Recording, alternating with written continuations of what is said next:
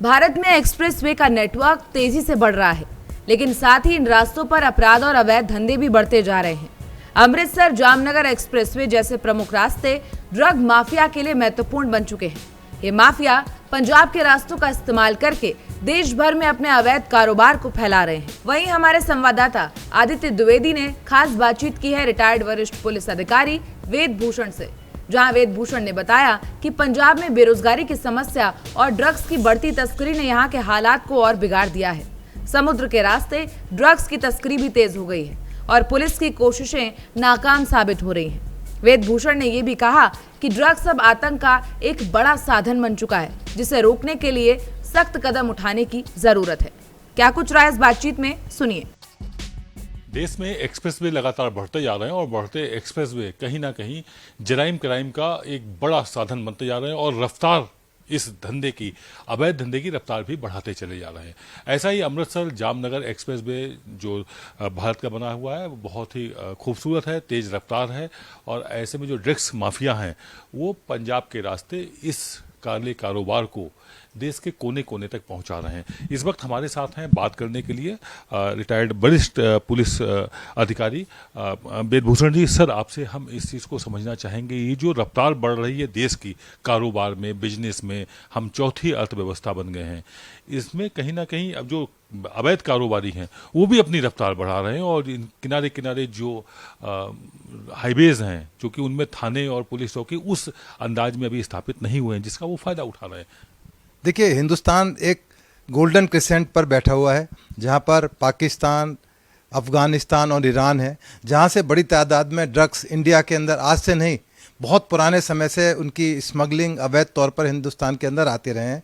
क्योंकि पंजाब और जामनगर जो गुजरात है उसके अंदर कनेक्टिविटी जिस तरह से बहुत तेज़ी से बढ़ रही है, एक्सप्रेस वे बढ़ रहे हैं, तमाम कनेक्टिविटी बढ़ रही है, संचार के साधन बढ़ रहे हैं, उन तमाम चीज़ों का फ़ायदा इस तरह के जो ड्रग्स से जुड़े हुए माफियाज हैं वो भी इसका भरपूर फ़ायदा उठा रहे हैं। चूँकि पंजाब पाकिस्तान से लगा हुआ है, बहुत बड़ा एक पोरस एरिया है जहाँ से किसानों के माध्यम से, स्मगलर्स के माध्यम से, और पंजाब के अंदर तो आपने देखा होगा उड़ता पंजाब पिक्चर तक बन गई। बड़े बड़े बिजनेसमैन, ब्यूरोक्रेट्स और तमाम पॉलिटिशियन इस धंधे के अंदर चूंकि इतना पैसा है जुड़े हुए हैं, क्योंकि मल्टीप्लाई हो सकता है। दूसरा, पंजाब के अंदर बड़ी बेरोजगारी है, विदेशों से स्टूडेंट्स वापस आ रहे हैं, नौकरी नहीं है, तो वो उनके लिए ईजी मनी है, क्विक मनी है, बहुत जल्दी इसके अंदर पैसा मल्टीप्लाई आप कर सकते हैं और रिस्क बहुत कम है। पकड़े जाएं तो उतनी ही सजा भी है, परंतु नहीं पकड़े गए तो आप माला माल भी हो सकते हैं। इसी तरह गुजरात जो है एक बहुत बड़ा, इंडिया का सबसे बड़ा समुद्र का एक किनारा है, जहां से बहुत सारे जो मछुआरे हैं या फिशरीज हैं उनके थ्रू इस तरह के ड्रग्स पुराने समय से आते रहे हैं। ये चोर और बिल्ली का खेल है, भाग दौड़ होती रहती है, पुलिस पीछे पीछे होती है, ड्रग स्मगलर आगे आगे होते हैं, कई बार पकड़े भी जाते हैं। और यहाँ तक भी कि कुछ बहुत बड़े बड़े पुलिस अधिकारी और पॉलिटिशियंस इस तमाम धंधों के अंदर लिप्त होने पाए गए हैं, उनसे उनकी अरेस्ट हुई है, उनसे रिकवरी हुई है। तो ये जो धंधा है पूरे वर्ल्ड के अंदर ये धंधा है,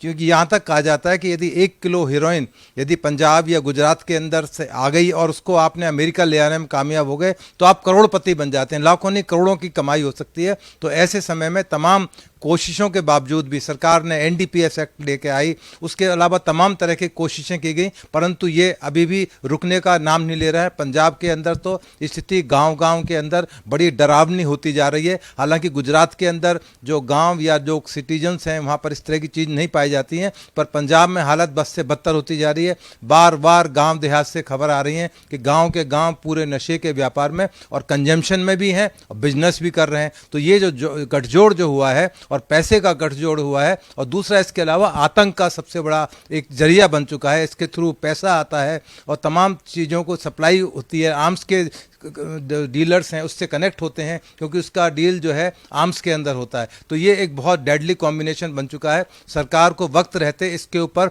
और सख्त कानून बनाने चाहिए और जो भी इससे लिप्त लोग हों उनकी तमाम प्रॉपर्टी अटैच की जाए, उनके खिलाफ जितनी ज़्यादा उनको सजा दी जा सके, उनको जेलों में रखा जा सके। तो ये इस तरह के प्रिवेंटिव अरेस्ट होनी चाहिए, अदरवाइज स्थिति बद से बदतर हो सकती है। गुजरात में शराबबंदी है, एक बड़ी वजह यह भी है कि वहाँ पर ड्रग्स और इस तरह के माफिया हावी हो जाते हैं। बिहार में भी शराबबंदी है, वहाँ तक पहुँच गए हैं और देश के कोने कोने में फैल गए हैं। ऐसे में इस नेक्सस को तोड़ने के क्या कुछ उपाय होने चाहिए?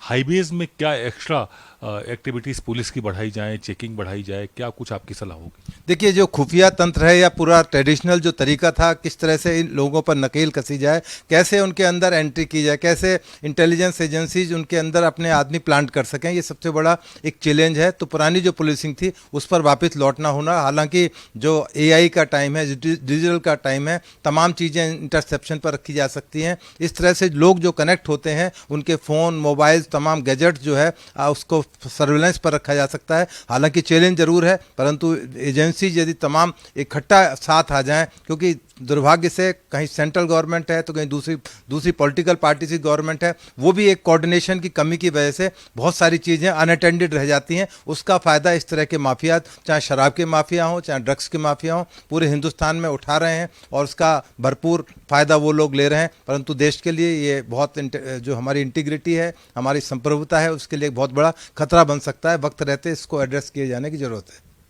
वक्त रहते इसको एड्रेस किए जाने की ज़रूरत है और कोई भी सरकार हो, कोई भी सीमाएं हो राज्यों की, उनको तोड़ना होगा और इस नेक्सस को तोड़ने के लिए एक ज्वाइंट ऑपरेशंस शुरू करने होंगे। इस पर वेदभूषण जी ने एक बहुत अच्छी बात कही कि हम पुरानी पुलिसिया पद्धति को भी, जिसमें मुखबर रखे जाते थे, और इसके साथ में हम एआई जो लेटेस्ट टेक्नोलॉजी है इंटेलिजेंस की, उसको भी अप्लाई करें, तो कुल मिलाकर के इस नेक्सस को तोड़ा जा सकता है।